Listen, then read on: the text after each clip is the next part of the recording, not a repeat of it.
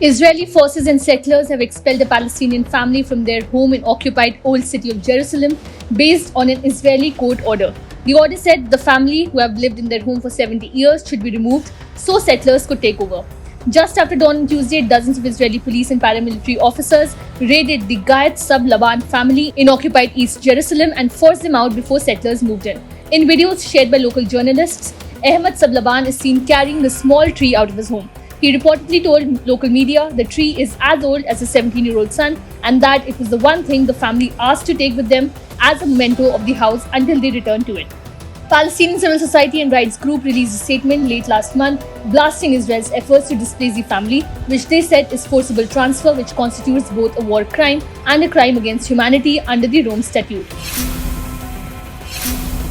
Protests erupted in Israel on Tuesday after Prime Minister Benjamin Netanyahu's hard-right coalition pushed ahead a controversial bill that seeks to curb the authority of the country's Supreme Court. Protesters blocked major highways and faced off with the police. Crowds were seen waving the Israeli flag and stopping traffic at major intersections along with highways across the country. Some of them even threw flares. Police on horseback were deployed in Israel's business hub, Tel Aviv. Officers used water cannons to display protesters at the entrance to Jerusalem and dragged others away by force. The police said that at least 42 people were arrested. The protests were planned at the main Ben Gurion Airport as well. The statement said that the ongoing expulsions of Palestinians are a result of the international community's deliberate failure and unwillingness to take effective and meaningful measures to end Israel's illegal occupation and settler colonial apartheid regime.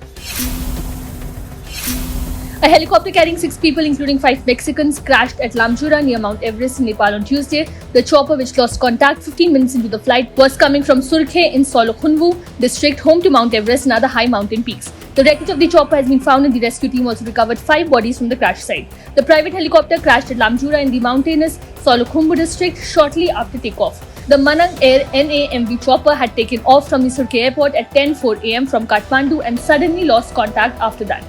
The crash was reported by locals who found it at Chihandanda in Lamjura and informed Rural Municipality Deputy Chair Lawang Dakpa Sherpa.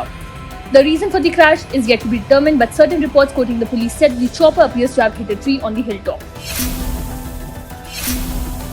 Washington will move ahead with the transfer of F-16 jets to Turkey in consultation with Congress, US National Security Advisor Jake Sullivan said on Tuesday, a day after Ankara gave the green light for Sweden to join NATO. Turkey, which had been the main stumbling block on Sweden's path towards the alliance, had requested in October 2021 to buy $20 billion of Lockheed Martin Corp F-16 fighters and nearly 80 modernization kits for its existing warplanes.